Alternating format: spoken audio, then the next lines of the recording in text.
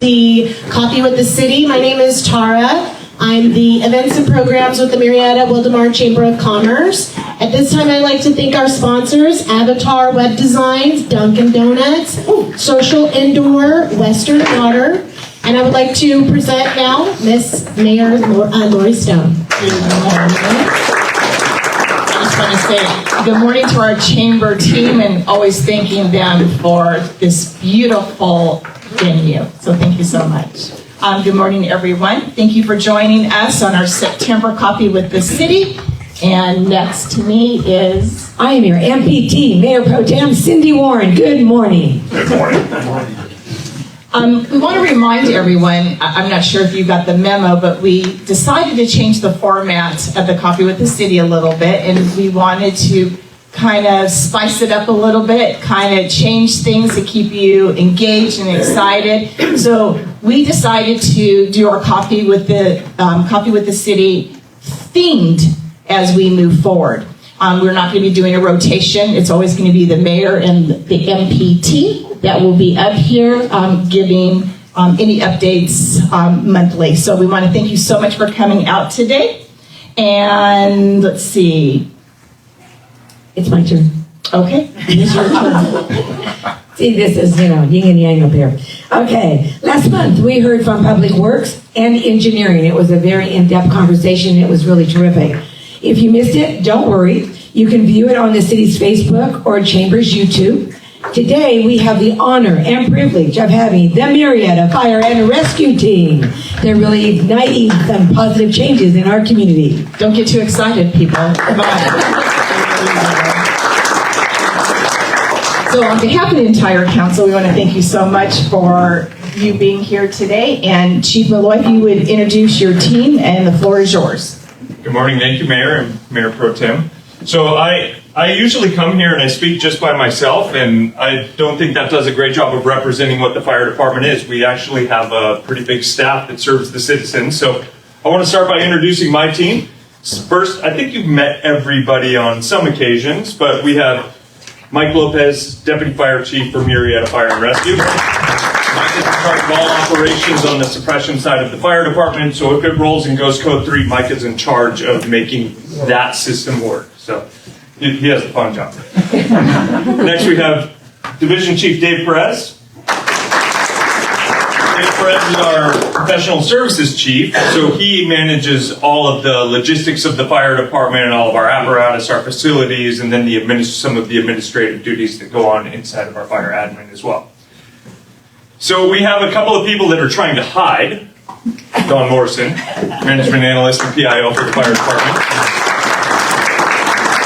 Terry, hiding in the audience, Alward, our executive assistant for the fire department as well. We have a few others that are going to try to join us, but duty calls and other things call, so there's a few more that are going to come and join us. So they asked me, can you give a presentation on the fire department? And I said, how long? And they said an hour, and I said, only an hour? We have a lot to talk about. So we're going to try to get through. We prepared a PowerPoint. First rule of PowerPoint is don't read the slides, which will be easy because they're behind me, so I can't just read right off the slides. But I want to talk a little bit about what we do for the citizens every day. I know the perception of the fire department is that we respond code 3, we go lights and sirens out to people's emergencies, and that's absolutely what we do, plus so much more. So today we're going to really emphasize a lot of the plus so much more that we do.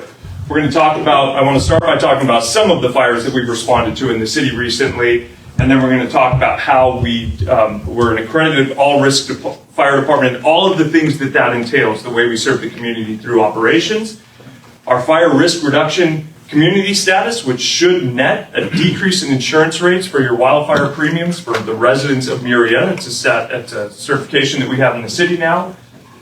We're going to talk about state fire mandated inspections and how those impact the business community, our emergency preparedness and what we do to prepare the city for emergencies, our Water Watchers program, which is incredibly popular, and then also what new fleet additions we have to address the changing city that we have before us. So starting and talking about the fire department, this is what we look like. If you look up here, we have the fire chief, we have, and then underneath the fire chief, we have Deputy Fire Chief Mike Lopez, we have our division chief. This is on the operations side. So everything in red That's the operations, that's the fire department stuff that rolls out to emergencies every single day. We have 64 floor personnel. Floor personnel are our suppression side, the firefighters that are going to respond around on fire engines and our medic patrol. So 64 there. Then we get into our administrative services. We have a lot of admin that we have to do, how we interact with the public when they come in and visit us in our office. We have our disaster preparedness coordinator, Rachel Hollinger. She manages all of the emergency preparedness for the city, which has to do with EOC activations and how the city messages to the public during emergencies. That falls under the fire department. And then finally, we have our community risk reduction division, which is where our fire marshal and our fire inspectors reside in the organization. And we're going to cover what all of them do for you every single day as well. I know that since I've been here, we've had a couple of fires in the city. So I want to talk to the city about those fires that we've had and what we did. The first one was the Los Alamos fire. This was at the very beginning of August, and if everyone remembers, it was at 3 p.m. on a Friday afternoon, and we started getting calls that we had a rapidly spreading fire out off of Los Alamos Road. Just to the east of the sports park is where the fire started, in a preserve area of the city.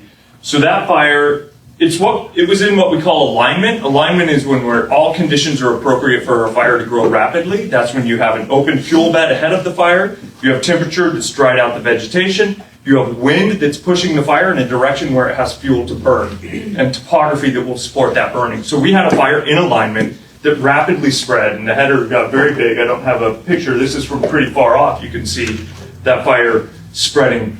It burned, and I'll have a map of it, up towards Murrieta Vista High School, and it burned up towards Clinton Keith Road from Los Alamos Road. So in this area, we call for assistance of aircraft, which is our partners at CAL FIRE. Murrieta Fire has a full fire department. We don't have aircraft support. And a fire like this is going to take aircraft to keep it separated from the structures that were coming in. All of that's designed in how we respond. So we have mechanisms in place to request mutual aid from our partners at CAL FIRE. At the peak of this fire that burned for about an hour and a half, we had 250 firefighters assigned to this in some capacity, and that includes aircraft and tank crews and everything else. Again, remember I said we have 64 floor personnel on Murrieta Fire, and only a third of those are on per day. So we have about 20 firefighters on per day.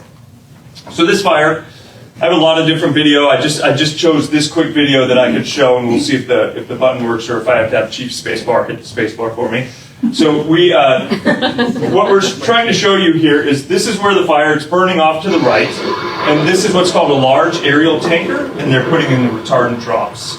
What's really important about this drop, this is actually caught towards the tail end of the fire. The active flank of the fire was over here on the right side, and that's the way it was pushing towards more of the county area and more further out east on Los Alamos Road. We had already done retardant drops along that whole side, so that corner was buttoned up. And then we're putting down this perimeter that's going to keep it off the less active side. And remember, fire goes where wind pushes it in absence of other factors, and this fire was very much wind driven. So with that aircraft, we were able to keep the fire out of any structures. No structures were damaged, no structures were lost. We contained it to just vegetation that was burned. So we call that an absolute success. We did have to do evacuations, and then those evacuations were released within a few hours. There was an exception. We did lose some power infrastructure, so while we waited for SoCal Edison to put in some more power poles, there were about 70 homes that remained under evacuation throughout the evening. We got them in at about 1:30 in the morning when SoCal Edison finished that work. So truly a team effort. That was a fire. That's a big fire in the city. You know, for that to go on for an entire day, that's a big operation for us. And we actually had units assigned to that fire for 4 days because hot spots remained. Even though we stopped it and we contained it, it's going to keep burning internally for a little while. While we were still on this fire, the very next day we had the Keith fire. This was a fire on northbound 215 just north of Los Alamos Road. Started on kind of the on-ramp onto the freeway and then burned adjacent to all of the structures and the self-storage there. This fire started and it was off to the races. It was another fire that was in alignment. Wind at its back, dry vegetation, open fuel bed in front of it. As the fire spread, it was immediately impacting homes. So we were evacuating homes with our partners in PD immediately when this fire started because it was bumping into those houses. I want to give you a little inside perspective. I took this video and it just took a second. My truck probably still smells like smoke because of this picture, but this is what it looks like for our firefighters when they're in between homes and fire.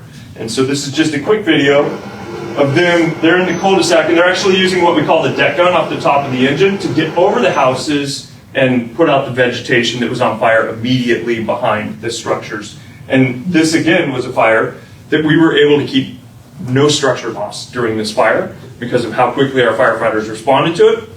And we were able to, there was a little bit, some fences burned, some outdoor vegetation burned, but no true structure loss. And we did a full damage inspection on that neighborhood to check for any damage.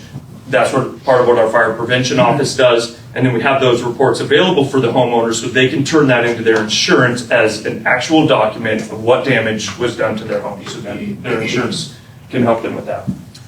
So this next is what the fire looked like after it was extinguished that afternoon. And we're going to go for a drive here. It is sped up. So you can kind of see this fire burned right up to the structures. It burned up to this wall here that's along the freeway.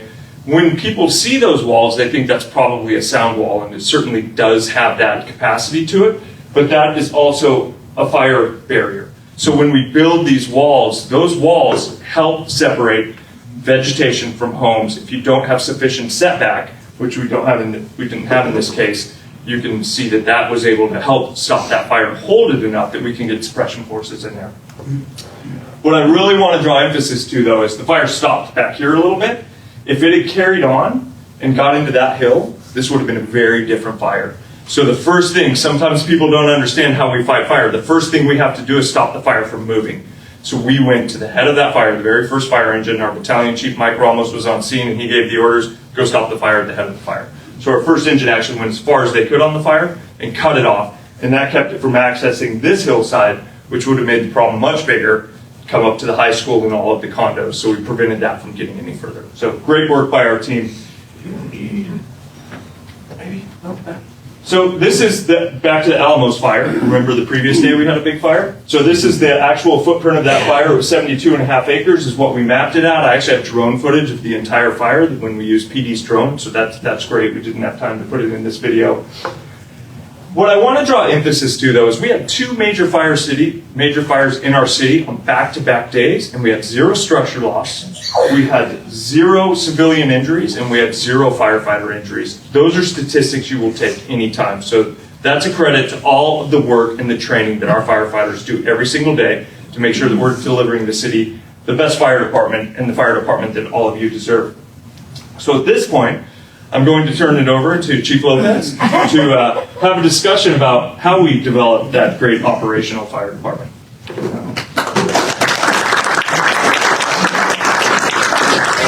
Thank you, Chief Malloy, and good morning. Good morning to Mayor, Rowan, Justin, Kristen. Thank you so very much for having us here. Little fun fact, okay? All of our engines carry approximately 500 gallons of water. That would provide us 5,000 cups of coffee. That's enough caffeine to keep us awake with all the calls that we run. So the other fun fact is that we carry not just hose and water on our apparatus, but we carry a master key to all of your businesses and residents, right? It's called an axe. So make sure we have all your keys in that Knox box, ladies and gentlemen. Well, once again, my name is Mike Lopez. I'm the Deputy Fire Chief, and my responsibilities are operations. And with that comes with the responsibilities of every call in the city. And it's not just fires that we respond to, it's technical rescue, right? And technical rescue covers everything from confined space, trench rescue, auto extrication, wildland fires. So I'm proud to say that we are one, if anything, first in the county of Riverside and only a few in the state of being an all-risk accredited fire department. And that's through CPSI, and that's the Certified Public Safety of Excellence. So I commend our personnel, all of our staff, to get to where we're at. And that goes with nothing but hard work, dedication, commitment, and most importantly, leadership. So let's give them all a round of applause. So we're going to get through this 2023 in review. Last year, our department responded to 11,628 calls. And as you can see through this PowerPoint, it breaks it down to all of our all-risk calls. That averages to about 32 calls a day, and that's 24/7. We are an excellent insurance policy, okay? I'd rather have us and not need us than to need us and not have us. So that's important, okay? We train every single day because our number one priority is operations. Number two, training. Everything else is free. Our personnel are trained by the best to be the best. So you have a above stellar team protecting your community, our neighboring communities, all around, 24/7. As you can see, every call here pretty much tallies up to 11,628 calls. Total unit responses, that includes everyone from our fire prevention, our chief officers, tallies 13,345 calls. All of our stations here, we've broken it down, as you can see. Station 1, 2, 3, 4, 5, including all of our chief officers, right? So that's a breakdown, as you can see, of how many calls. If we look up here, shouldn't say our slowest station, but Station 5 runs the least calls in our city. But again, we have a station backing every other station. In the event that there's a call, we have a quick response into any other station or any other district in our city, okay? And that includes outside the city as well. Let's not forget that. Regardless of the patch we have on the sleeve, we respond quickly, swiftly, with the quality of service that we provide, okay? And what's our model? Neighbors helping neighbors. Little pie chart here just showing you the amount of calls that we run in percentages. As you can see, what are most of our calls? EMS, okay? Ladies and gentlemen, in the city of Murrieta, every fire engine has a paramedic on board, okay? And when I say on board, I'm talking the entire crew is a paramedic. And that includes our medic patrols. So if you're wondering why we have an ambulance and a fire engine responding, okay, we don't have our own transport units here in our city, but I can guarantee you there will be a paramedic at your beck and calling when you dial 911, okay? What did I say about training? What's the number two priority? Training, okay? There's a misconception out there, folks, that we're playing checkers, playing cards, okay, sitting in lounge chairs. No, we are constantly learning, and we're training every single day. Because I can assure you of this, when our personnel grow, our department grows. And when our department grows, our city grows, okay? So again, as I mentioned earlier, our personnel trained to be the best, and they're being trained by the best. And when we have our new recruits coming through, I guarantee you they're being trained to be the best. So we're the best of the best, and I pride myself in that. Special operations, okay, outside of firefighting, we also have special operations, and that definition is pretty much outside the firefighting side of it. We also provide paramedics for our SWAT team. So we partner with other cities in the county, but we also provide our medics to respond with our SWAT team. And they're there to provide EMS, emergency medical services, not only for our SWAT officers, but the community, because anything can happen, okay? One of the other special operations, FEMA, Urban Search and Rescue. We have nearly 14 members in our organization that serve on California Task Force 6. And these members, okay, deploy on any natural disaster in the United States and internationally as well. Okay? 28 teams. There is 8 in the state of California. Okay? 8 in the state of California. And these teams respond to, well, Chief Perez is one of the members as well. Katrina, 9/11, the Olympics, any disaster that requires FEMA response. So we're proud to be part of that team. And when they deploy, we're deploying with them. Honor Guard. We display our colors with pride and honor and respect. That team consists of approximately 9 members of our organization. And when they're called upon, either be a funeral, 9/11, city events, we have our Honor Guard there flying the colors. And last but not least, incident management teams. As you are all aware, we're constantly having wildland fires in the state of California. And we deploy, again, our model, neighbors helping neighbors. When we had the Tanaha fire, we had cities from all over the state come to assist, and we reciprocate. We do that as well. We just got back from the Coffee Pot, the airport fire, the park fire, and we have members not only serving on these fire apparatus, but we also have members serving as overhead personnel. That overhead personnel help manage these teams, all these resources to get the job done. And we have several members that participate under that incident management team.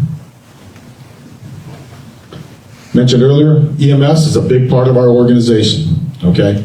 It's the majority of our calls, hands down. Here are the total EMS calls. How many calls did we say we ran total? Nearly 11,800 calls, right? 8,400 of them are EMS calls, okay? Highly trained personnel, ALS, Advanced Life Support. So when you call, we're Johnny on the spot, okay? As you can see, everything from cardiac arrests, strokes, patient intubations, drownings, patients transported, 5,347. Here are some of the calls as well, over on the right-hand side.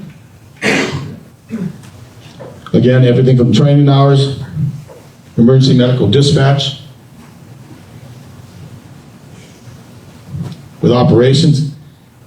There's a lot of responsibility that goes in there. And I said, and I keep referring this, operations is the #1 priority in our organization. And I can assure you, and I think I speak for Chief Malloy and every member of this organization, when you call on us, we're going to be there. We provide a quality of service for the quality of life. And Murrieta deserves every single bit of it. And I want to thank our city council and our city leadership for providing that support. Because without them, there would be no Murrieta Fire and Rescue. Ladies and gentlemen, thank you very much for your time. Appreciate it. It's great to have a great team, and we get to come to work every day and be inspired by each other. Chief Lopez is absolutely inspiring and is, I would say, one of the top operational chiefs, and his understanding of what it takes for a fire department to operate and serve the community is as good as it gets. So I'm so lucky to have him on my team. So next, community risk reduction, Fire Marshal Doug Strohsnyder. Many of you know Doug. He's actually having a bad travel day. It started yesterday. He'll be here eventually today, but vacations can be a little bit tough sometimes. So I get to handle Doug's portion here on community risk reduction. So community risk reduction, that we used to call that fire prevention, but we want the focus to be so much more than preventing fires. We want it to be about how we outreach, how we interact with our community. So our whole industry's changed its community risk reduction. There's a lot that they do. It's fire plan reviews. As this city grows, we have to inspect every single building as it's being constructed. There's sprinkler ordinances. We have to make sure that all of those sprinkler ordinances are met, and all of those standards are met through the construction process. So that's one side of our community risk reduction. We issue permits for occupancies. We issue permits for any of the building that you'll do in the city as well. If you change your venue to an event venue, we have to come out and make sure that it complies with all of the state laws. And I want to draw emphasis to that. The laws that we come out and enforce from a community risk reduction standpoint, those are state laws. The state fire code we have to adopt it. We can have some standards that are above the state fire code, but the state minimums are so high, we actually don't have a lot of those within our city. We use basically the state model code for a lot of what we do in the city. So another part of our community risk reduction team is the public outreach side. And that's something, we talk about neighbors helping neighbors. We live that every single day. We want to make sure that we are where our residents are. We want to make sure that we're at the school events, that we're at the church events. Anytime there's public gathering in the community, we want to be there to talk about the fire department and tell people what we can do for them. We had 11,500 public contacts last year. That's a lot of people. That's 10% of our population interacted with the fire department at some point last year in a public setting. The next thing I'm really excited about, and this is due to the hard work of our fire prevention personnel and really specifically Fire Marshal Stroh-Snyder put in so much work on this. Murrieta was recently recognized as a fire risk reduction community by the California Board of Foresters. So as we know our population is struggling with insurance and keeping insurance premiums low, we as the fire department wanted to do whatever we could to help our residents achieve the lowest insurance rates possible. So with the direction of the City Council, we moved forward with applying for what is called a fire risk reduction community status by the Board of Foresters. This is one of only 2 things a city can help do to lower their insurance rates for their residents. And basically what it is it measures us against the highest prevention standards of fire. We already talked about how great of a fire department we have at putting out fires. They don't measure that when they're figuring out your insurance rates. They measure how well you prevent fires from starting. So this recognition gives us that extra level. And I'm proud about this because we're one of only 11 cities in the entire state of California that have this level of recognition. The list started just in July, so a few months ago. And for the next 2 years, we have that status. The insurance, and this is the steps that you have to do to go through it. It was a long and arduous task of the things that we had to do to prove that we were equal to this measure, and we proved it, and we were recognized. And City of Murrieta, like I said, we're one of only 11 cities in the entire state. We're the only agency in all of Riverside County that has this recognition. So we are super proud of that. Murrieta, we want to have the lowest insurance rates for our residents. So if you live in Murrieta, chances are you're going to get a better insurance rate than if you live next door. Just saying. So this is our website. Now, I know there's a lot of questions around this, and you know who has more questions than the public? The insurance companies that are saying, wait, we have to do what? Because with only 11 cities in the state, they're just not aware of it yet. So we put everything the public needs to know on our website, and that is easy to get to from our website. It's in fire risk reduction. It's under the community risk reduction section. I guess it's not that easy to get to now that I'm describing it. We'll move that a little further forward on our website. But it is there, the information's there, and we want public to take this because the more of you that bring this to your insurance brokers and your insurance companies, the more recognized it's going to be by the big insurance agencies. And we know that the fire department is part of that lift, so we've been communicating directly with these insurance companies as well. I can even show them in Title 10 in the insurance code where it lists fire risk reduction community as a qualifier for a determination during your rate proceedings. So that actually exists in state code. The other thing we're going to talk about is state mandated inspection. So you as business owners in this community, you may fall into this category. The health and safety code and the fire code dictate everything we do in the fire service. In the health and safety code, it dictates that you must do mandatory business inspections on a couple of types of buildings in the city every single year.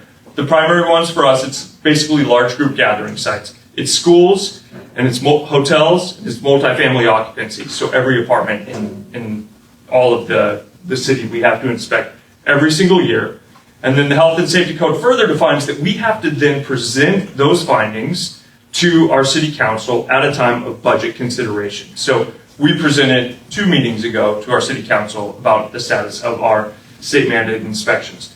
Now these inspections, because they're large occupancies, they vary. We don't go into every single person's occupancy if they're in a condo complex or an apartment complex. But what we do is we have the owner of that apartment complex sign an attestation that they have sprinklers where they need to have them. They have exit signs where they need to have them inside of the buildings. And then we do the exterior inspections to make sure that everything, access, egress, fire extinguishers, things like that are in place.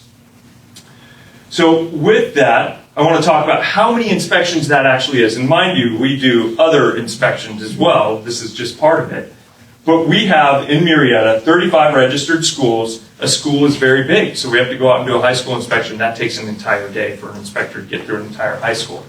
We have 6 hotels, which have 707 total rooms. We have 335 multi-family dwellings. That's apartment complexes in the city. Now, we don't have 335 apartment complexes. We have 335 buildings within apartment complexes. So if an apartment complex has 10 buildings in it, that's one apartment complex with 335 multifamily dwellings. So it's not 335 apartment complexes. But that equals over 5,000 apartments that we have in the city right now. So we have to go out and inspect all of those every single year, and we're doing it right now. I think our fire inspector, Jeff Bruns, who just walked in, just came from one of those inspections. So I think where we really need to talk about this is the fact that you don't have to drive through Murrieta very frequently to realize that our city's changing. And now all of these apartments that are being built in the city, we're required to inspect those annually. So our Fire Prevention Bureau that has to do this already, and it's a lot of work to do now, we have 2,000 apartment units that are in framing or just finished framing. So we have 2,000 new apartment units that we're going to add to this that we have to inspect every single year. And as this keeps growing, our Fire Prevention Bureau is going to become even more, they're going to have to work even harder to get all of this done. That's on top of, and it's not in here, part of the reason we achieved that community risk reduction recognition is that we have over 14,000 defensible space inspections we do every single year in the city of Murrieta. So you've heard me talk about that before, but we go out and we actually inspect all of the properties that are mandated in the very high fire severity zones, which live on the edges of this map. Basically, it's 14,000 parcels that we have to inspect in the city every single year to make sure that people are meeting those mandates. And that's what helped us get these lower insurance rates. So I'm going to now move, and we'll have times for questions. If anyone has any questions about the insurance stuff, I'm happy to answer after. But we're going to go to emergency preparedness. Rachel Hollinger is our emergency preparedness coordinator. She can't be with us today, so I'm going to go through her part. We at the fire department are charged with not just responding to the disasters, but preparing the city for those disasters as well. And there's a lot to that. Disaster preparedness comes in many forms. There's the public outreach, where we have to go out and talk to people about how they prepare for disasters in their homes. And then there's all the standards that are put on us as a city of the plans that we have to keep updated, like our local hazard mitigation plan, which was just completed, our emergency operations plans. All of these things are dictated by the federal government, by the state government, by Cal OSHA. There's a lot that we have to do as a city to make sure that we have the planning in place to care for our residents during a time of disaster, not just wildfire, but any disaster you can name. So when we give this presentation to our public, we talk a lot about the things that the public needs to do, how you have a plan, how you prepare for disasters, how you prepare to evacuate and shelter yourself afterwards, and then the communication part of that as well. And we have a whole presentation we give to the public on just how to prepare for disasters. But I want to move to the kind of that next step, which is how do you stay informed during a disaster? And this comes under our emergency management as well. We saw during the most recent fires that our public has a thirst for knowledge when it comes to emergencies and what's going on. It's difficult to have one channel to communicate well with our public. And having myself come from being a fire chief in San Diego County before I was here, something that is conspicuously absent from our valley is news. In San Diego County, the news reporters beat you to a fire a lot of the time. In Riverside County, we just don't have that media presence. So we need to find a way that we can communicate with people during disasters because we don't have a media outlet to get the information out to our public through. So if anyone out here wants to start a news station, I would support that.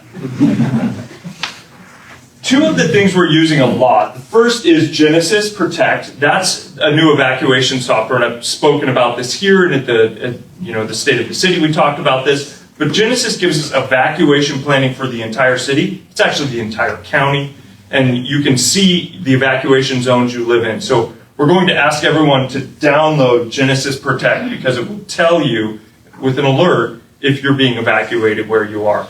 We use it on our end to say evacuate these zones, and that will instigate reverse 911, wireless alerts. Those are the things that pop up on your phone. So it's kind of a two-sided product for us operationally and then for the residents as well when they're receiving that alert to them. The other one, this is just a free app that was an answer to a problem that everyone had. Where do I go to get that one streamlined information on if there's a fire or disaster in our area? That's Watch Duty. So Watch Duty is an app you can download on your phone.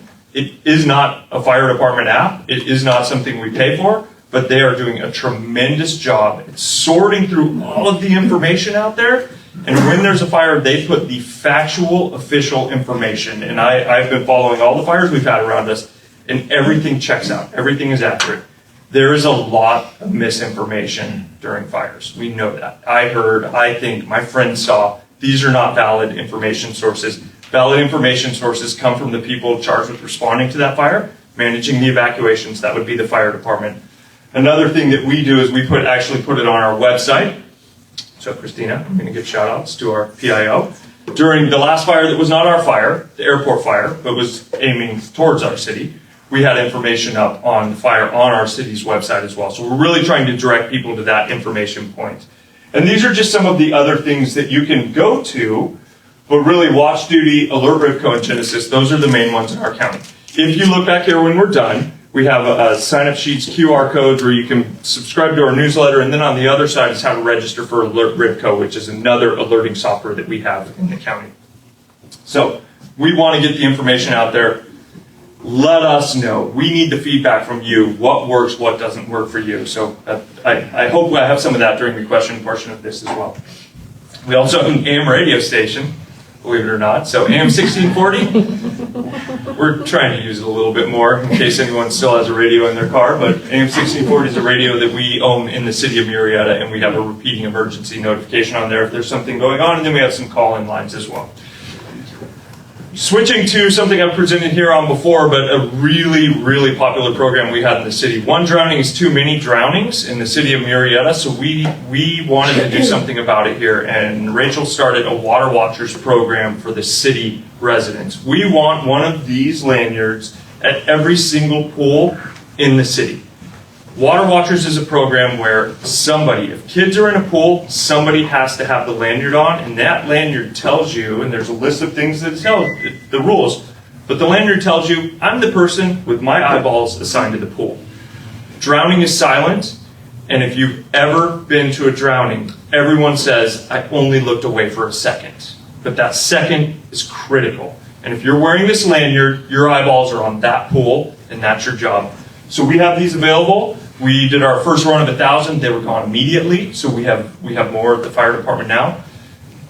Every year we're going to emphasize this at all the places when it starts to warm up. So I know we're cooling down, except this week, but I want everyone to share this with your friends. Anybody has a pool, please bring them to the fire department. Our pool stores in the city have these as well. We just really want to get these out there. So that's it for me. That's the last you're going to see me. I'm going to turn it over to Chief Perez. I talked about how our city is changing around us. Chief Perez is going to talk about how we're changing our apparatus and everything that serves it with that.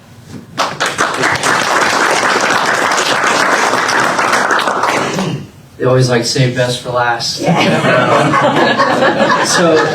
Again, my name is Dave Perez, Division Chief with oversight over our fleet department.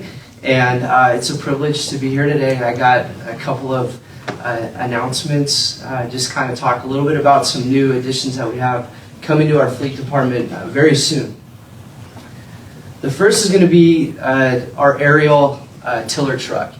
And I'll give me just a quick second to kind of explain what a tiller truck is and how it's different than what we currently operate on. A tiller truck is probably arguably the most recognized piece of fire apparatus on the road. It is very large. It's got a very large ladder. And what's very unique about it, it takes 2 operators. One in the front that you normally see, the engineer, and then there's that cool firefighter in the back in a little box that waves at all the kids and gets all the credit. So we are finally, the history of this fire department, are getting our first tiller truck. Now you may say, well, I've seen those driving around the city, and yes, you have seen them.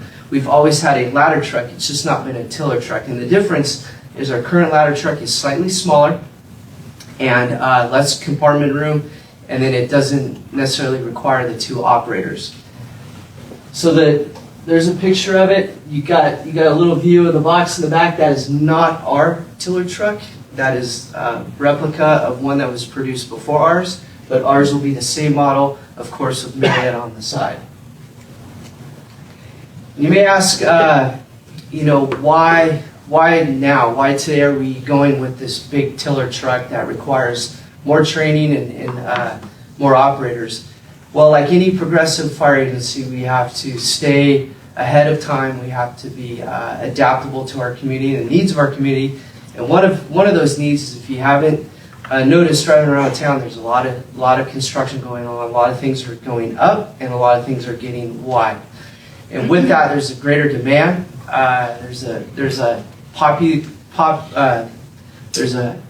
what's the word I'm looking for? It's going to be population density in those buildings, and then there's going to be also a fire load.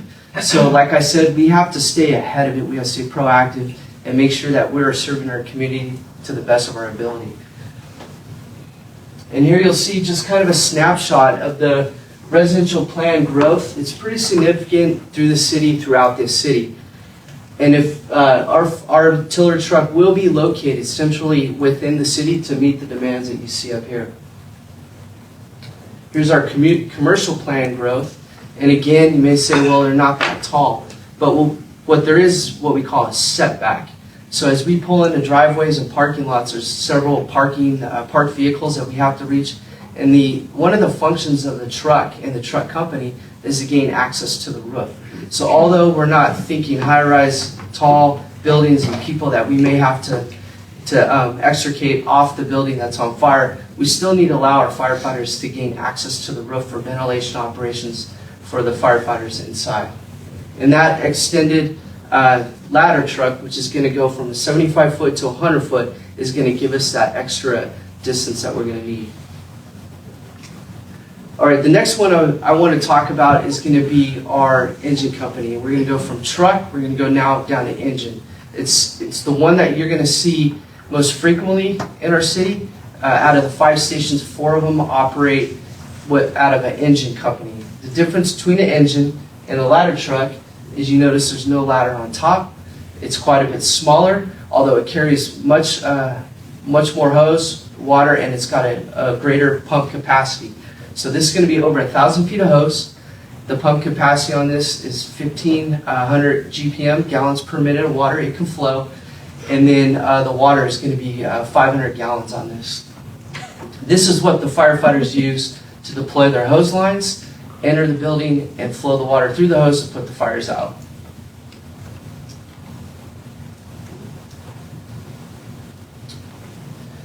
This one here, please take note of the fog in the picture. We took delivery of this late last night. This is our brand new command vehicle. It's not yet in service. We hope to get it in service by the end of the week. Each day, we have 1 battalion chief operating out of this command vehicle in the city. And their primary function is to respond to significant incidents that are going to require command presence and a lot of communication, a lot of tactical work. This is essentially a mobile command post. It allows the incident commander to pull up on scene and function everything they need to do, talk to all the people they need to talk about. So although it looks like a fancy pickup truck with lights and stickers on it, it is much more than that, I assure you. Inside of this, there's 4 radios, and there's a whole command structure in the back that they can sit back and kind of manage the incident from the back of the truck or the cab of the truck. This here is what we call a Type 6. We call it a medic patrol here in the city. We have 2 operating in the city. They're located strategically at our two busiest stations, Station 2 and 3. And what this is a quick response with 2 firefighters. And the idea behind this is that we get people on scene to your medical aid as quick as possible. So although it's smaller in size and it carries 1 less firefighter, it has the same complement as all the fire engines when it comes to medical equipment. And then this is the last one we'll cover today. Chief Malloy kind of discussed the fire and the impact we had with the vegetation fires. And although our city, I'm looking at all these pictures here, I don't think there's a single one of them here that doesn't highlight that we live in an urban interface area. So what that means is, yes, we live in a city, there's a lot of pavement, a lot of concrete, a lot of homes, but just less than a mile from that could be wildland area. So what's unique about this agency versus maybe a larger agency like LA City or your San Diego City is we have that interface that we have to be ready for both. So we have 3 of these that serve our community, and what we do is when the call comes down, the firefighters will determine what type of call it is. Is it a structure fire or is it a vegetation fire? And then what they do is we call it cross stacking. So they'll have to take the gear off one, put it on this one, and then they'll respond out to the vegetation fire. You'll notice this is shorter in wheelbase. It carries less of a complement of hose, less water, but its primary function is to operate off-road in that wildland arena. And I think that's it, closing it up. So, Q&A? Yeah. You can open it up, or? Go ahead, sir. Floor is yours. Yeah. So any questions, we'll kind of just spitball this. And let's start back Yeah, here. we'll get a mic out.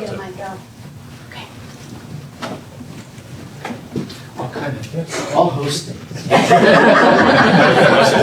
Good morning, Roxanne Roundtree from Eastern Municipal Water District. The slide that Mr. Lopez was going over where it's talked about the busiest fire stations, which fire station is the one that's at Murrieta Hot Springs and Whitewood? 3. Station 3. 3? Is that one of the busier ones? Yes. Second busiest. Okay, I hear it all the time. So I was just curious. It's like, hey, you guys are doing your job. It's great. Just a quick comment. I've spoken to Chief Malloy about this before through email. We have a project that's off of Los Alamos Road. The Liberty Fire in 2017 burned down a structure there because the residents in that area, they're kind of off the grid. They don't have water sources over there. Our project is just about complete. I saw them out there installing fire hydrants, many of them in the area. So just to let you all know, you'll have fire protection in that side of town now. Yeah, so the Alamos fire was right there. Yeah, I was And scared for that. we were having to drive back to the park to get water Right. and shuttle water to put that fire out. So that's part of what we do and why we have so many apparatuses. You have one apparatus pumping, and then the other apparatus are driving in circles, dumping their water to that apparatus so we can keep continuous water going. Hydrants matter when we're suppressing fire, so access to water is very important to us. So, thank you. Just an additional comment on that. You can thank your city council for that project because they provided over $3 million in ARPA funding to get that neighborhood supplied with water.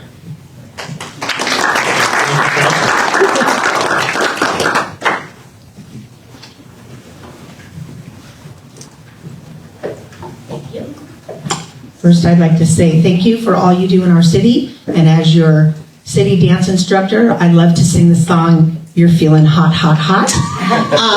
I wanted to ask you, this might be very trivial, but are we still painting curbs red by fire hydrants? So, the curb painting is based on the California Vehicle Code, not the fire code. So Okay. that it's managed separately. Okay.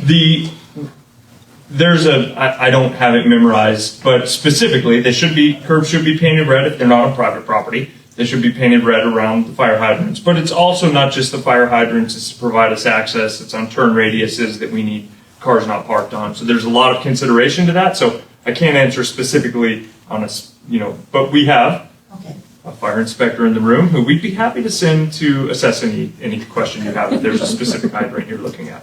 24644 Lincoln Avenue. Maybe a little slower on that one.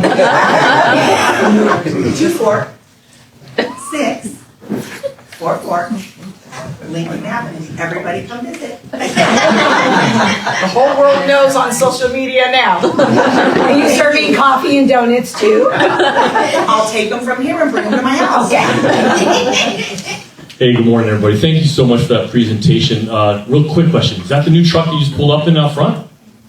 No, sir. It looks very similar. There's no markings. Should not be up here. I just saw you guys pulled up. I said, I think that's the fire department. This is a brand new truck unmarked. But anyhow, during your presentation, I just maybe didn't hear or something. You say there's 3,500 current apartments? 3,500? 3,500? So there's 3,500 buildings within apartment complexes. And now we're adding 2,000? We're adding 2,000 units. So that would, if we Okay, go to so that different. number, if we go back to that, go to the apartment one. I think it was 5,700-ish apartments. That's individual units. So think one front door. We're adding about 2,000 in construction. So that's not even just planned. We showed a map of the planned as well. There's a lot more planned. And come back when planning does their presentation. I'm sure they're going to go through all of that. But there's about 2,000 with sticks in the air right now, or just about to open. So that is coming, and that's 2,000 more doors. Right. An apartment complex can have 10 or 15 buildings within it. That's where we get to that 3,500-ish buildings. 335. 300, sorry. So however you 335. slice it, it's a lot more coming up. There's a lot more inspections for you guys. Oh, absolutely. And, just for this group, I know that there's a lot of questions about that, and I will absolutely let our planning department manage that. But the city isn't in charge of that. The city has to make sure that something is zoned appropriately, and then it's up to private industry to build what is there. So as long as it falls in zoning, they're allowed to build. And also during your presentation, you mentioned the work you guys did to get us the top 11, or there's only 11 cities with the status Correct. Yep. that helps us all have lower insurance premiums. And in that part, there wasn't really an opportunity for us all to put our hands together and acknowledge these guys and the countless hours. So let's do that now. Marco was here because truly that work was on him and his team. Jeff is part of that team. It's a heavy lift. And, I had a list of, I think it was 7 or 9 things that they had to do.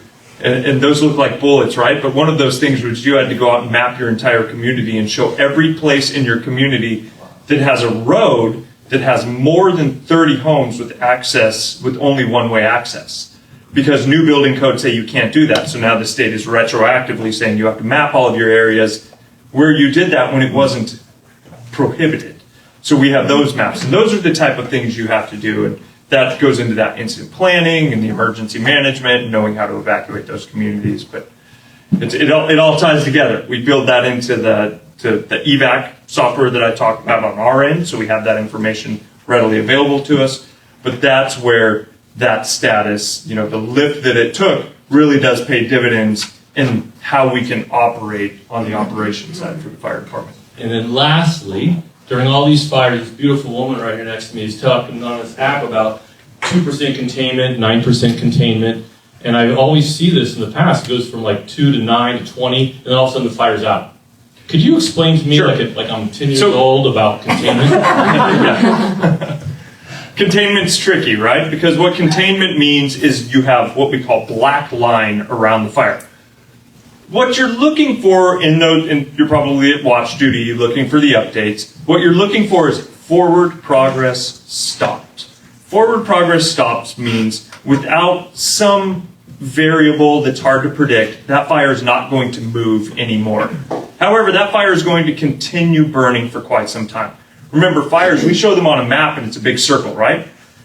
We're worried about the edge because the edge spreads, but the inside is still burning and it burns into roots. It takes several days. Like I said, on the Los Alamos fire, we were there for 4 days, actually squirting water, making sure those hot spots don't spread.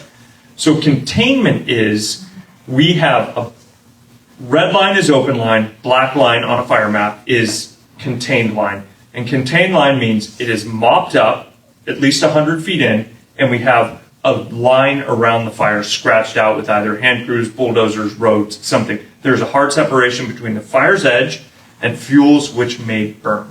So that's what containment is. And containment does not always match the fire being out or not being out.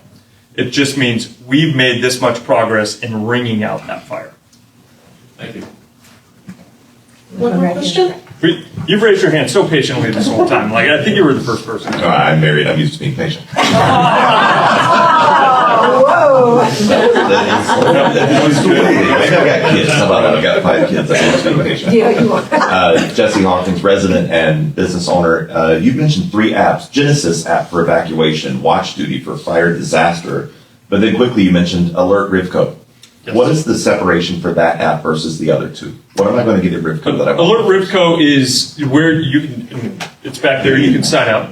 Alert Rivco is the county's alert and notification, and that's how you sign yourself up to be notified of anything that's going on in the county. And I believe you can go by region as well, so you can be in the region specifically. And all 3 have their value points, so we recommend people have all 3 for information. Thank you. And Genesis is the one that is also very new, so we're just scratching the surface of what Genesis will become. Yes, good morning. My name is Daniel, resident as well of Murrieta. Also licensed electrician. I have a lot of friends in the fire department, so I appreciate what they do, but fire prevention on the electrical side as well is, we are starting to have kids, or we have everything's electric. So like plugging in e-bikes, scooters, hoverboards, all of those things, just to make sure that, as fire prevention, make sure you're getting your quality work done by professionals out there in the industry.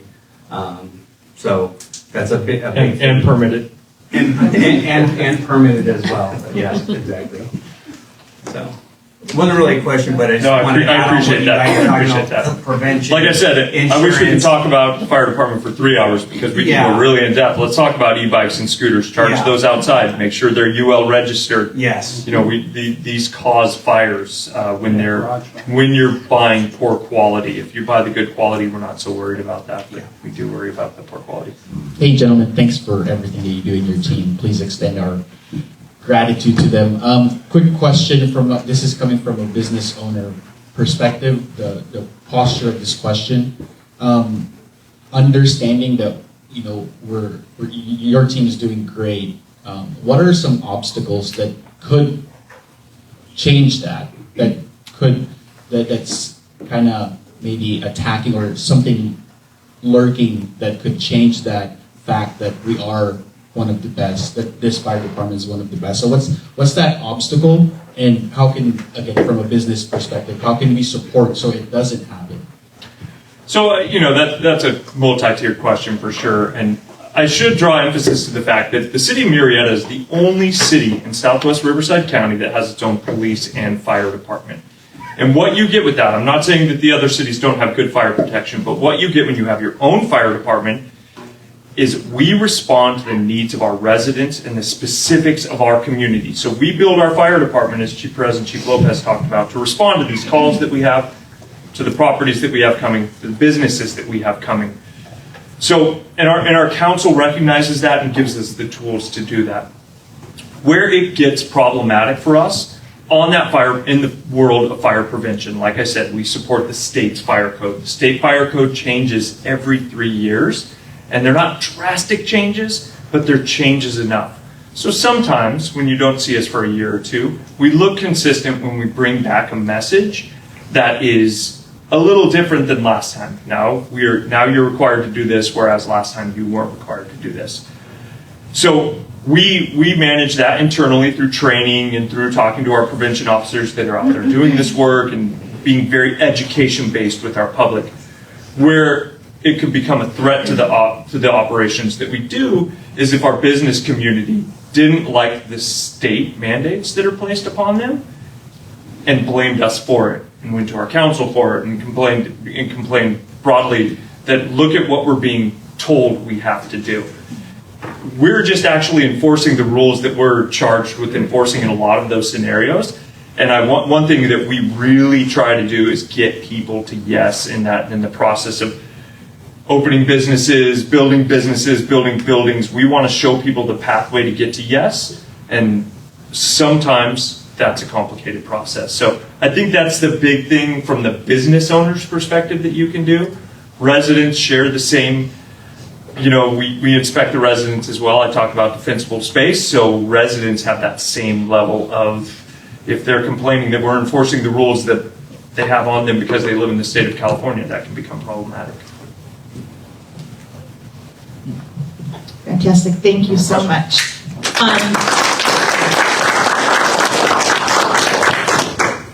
I'm going to reiterate a few things, so bear with me on my notes here. Our fire risk reduction community designation, which was given to or honored us by the California Board of Forestry. On our website is the certificate that you can submit to your insurance company. And residents have emailed us to let us know that that certificate was able to reduce their fire insurance by more than $400. So as you know, with the rate increases, and for some people, insurance companies are just not even providing fire insurance, that certificate will be very beneficial for you. Also, I want to let you know that Council has made the 6th fire station a priority, a number 1 priority, and that will be on the east side of Murrieta.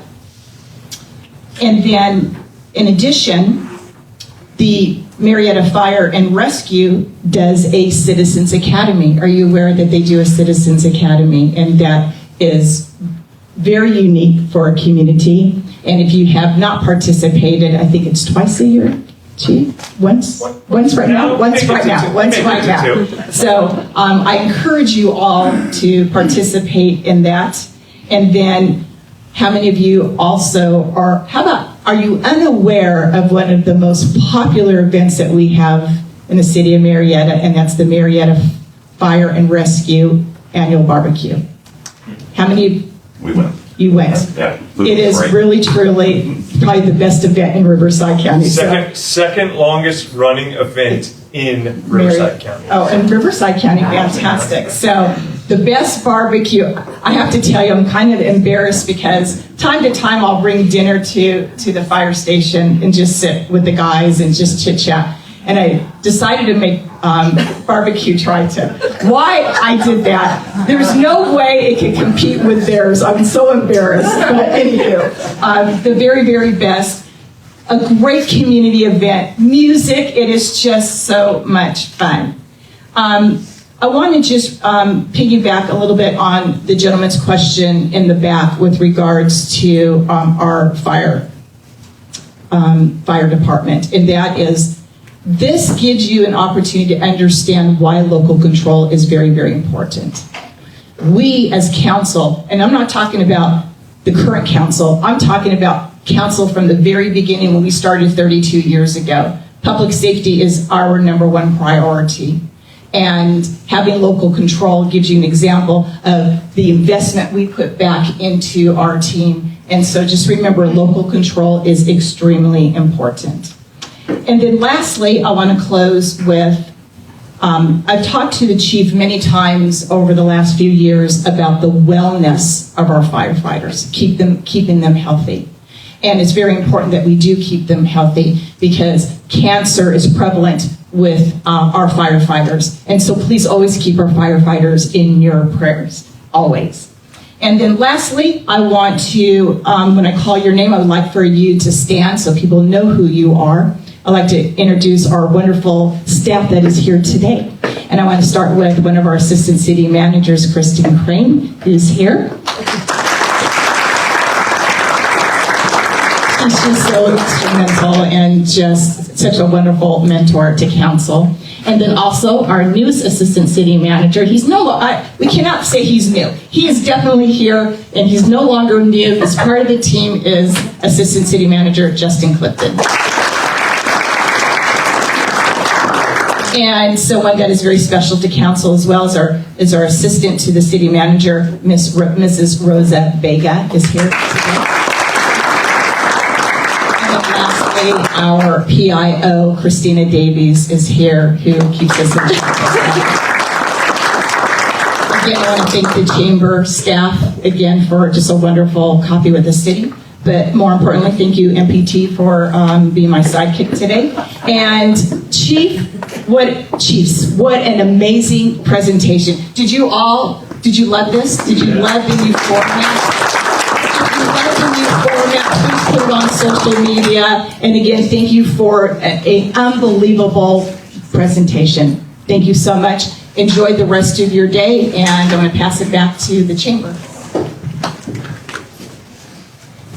Thank you all for coming. Thank you to the fire department, and you guys all have a great day.